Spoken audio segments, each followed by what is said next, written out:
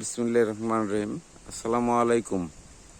প্রিয় নেতা, আমাদের বামনা পাথরঘাটা বেতাগীর প্রাণপ্রিয় নেতা আলহাজ নুরুল ইসলাম মনি স্যার, আপনি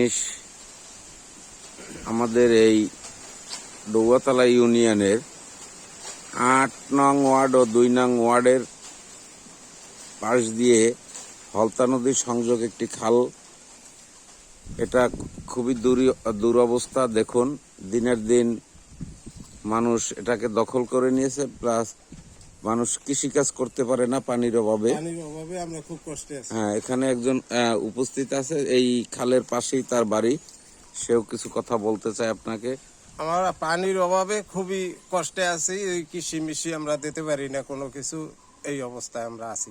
পানির অভাব আমার খুবই, খালটার কারণে আমরা এই পানিতে কষ্ট পাই।